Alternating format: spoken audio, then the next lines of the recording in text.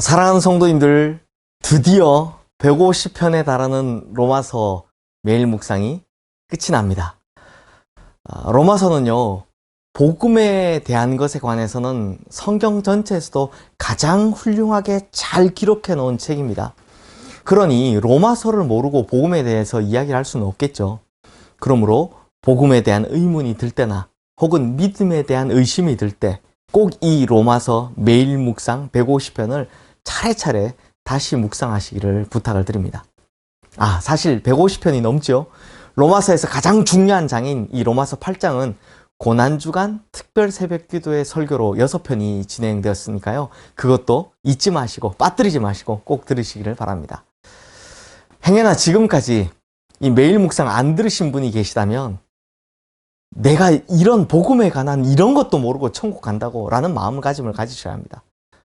예수 믿는다고 하면서 도대체 내가 믿는 예수가 어떤 분인지도 모르면 어떻게 한단 말입니까?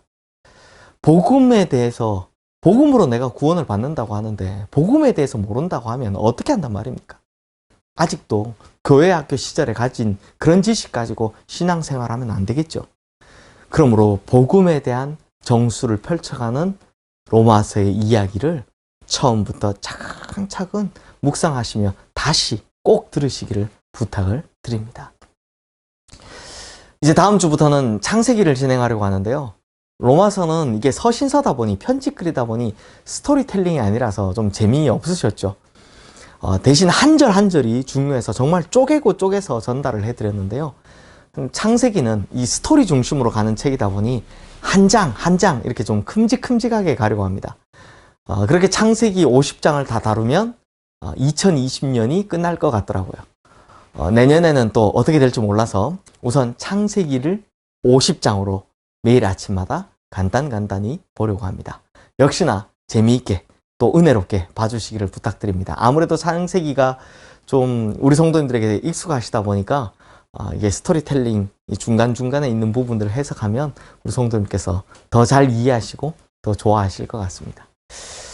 이제 로마서를 마무리합니다. 이 로마서를 마무리하면서 바클레이 주석에 나오는 한 이야기를 전하고 마무리를 하려고 합니다. 예수님께서 십자가와 부활의 과정을 거치시고 그 영광으로 되돌아가셨을 때, 즉 승천하셔서 하나님 보좌 우편에 앉으셨을 때 그분께 여전히 손과 발에 또 옆구리에 고난의 흔적이 남아 있었습니다. 그러자 천사 중 하나가 예수님을 찾아와 이렇게 말을 합니다. 저 아래 지상에서 틀림없이 당신은 굉장한 고난을 당하셨군요. 그러자 예수님이 대답하십니다. 그랬지. 그런데 천사가 예수님께 이렇게 반문을 합니다. 저 인간들은 당신이 저들 모두를 위해서 그러한 고난을 당하셨음을 알고 있나요? 그러자 예수님은 아무렇지도 않게 이렇게 대답을 하시죠. 아직은 모르고 아주 소수의 사람들만 알고 있다네. 천사가 의아하다는 듯이 또 묻습니다. 그렇다면 그들이 모두 알게 되도록 무슨 조치를 취하셨나요? 그러자 예수님께서는 제자들의 이야기를 하시며 대답을 하십니다. 그래, 나는 베드로와 야고보와 요한에게 이 소식을 다른 사람에게 말하는 것으로 직업을 삼도록 부탁했네. 그리고 그 다른 사람들은 또 다른 사람들에게 이야기하도록 해서 마지막 한 사람까지 모두가 이야기를 듣게 하라고 요구했다네. 그러자 이 천사가요, 의심스러운 눈으로 예수님을 쳐다보았습니다.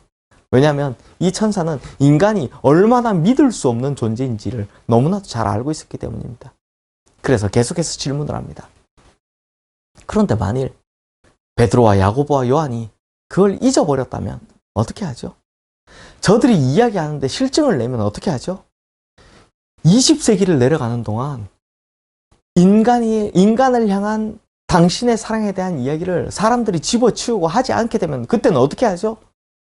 무슨 다른 계획이라도 세워놓으신 게 있으십니까? 그때 예수님께서 이 천사에게 이런 대답으로 대꾸를 하셨습니다. 다른 계획은 전혀 없다네. 나는 그들을 믿고 있을 뿐이야.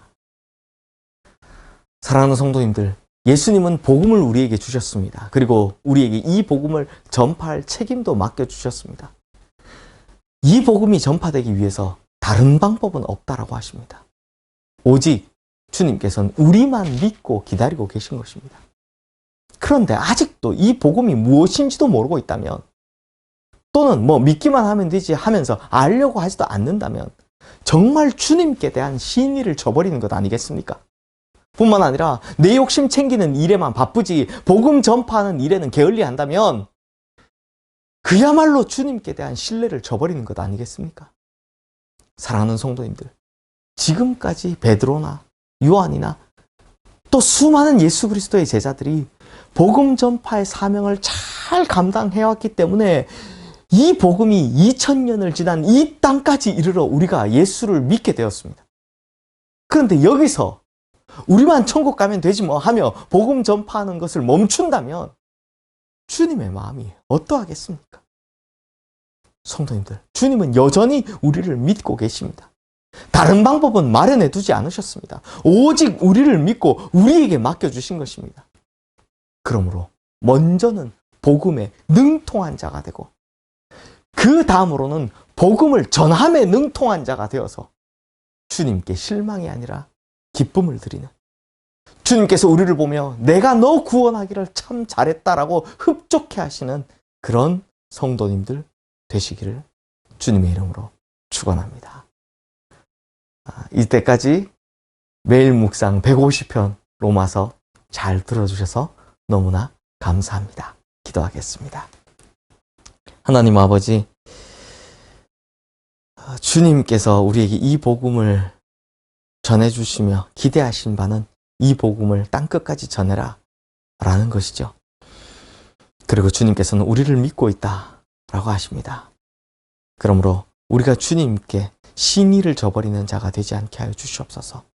먼저는 복음에 능통한 자가 되게 하시고, 또한 우리의 삶에서 드러난 복음으로 말미암아 복음 전함에 능통함이 있는 우리 모두가 되게 하여 주시옵소서. 그래서 주님께서 나를 구원하신 것에 기쁨을 느끼시는 주님께 기쁨되는 자가 될 수 있도록 역사하여 주시옵소서. 내가 온전히 바뀌어 이제는 복음의 사람 되게 하여 주시옵소서. 예수 그리스도 이름으로 기도드리옵나이다. 아멘. 감사합니다, 성도님들.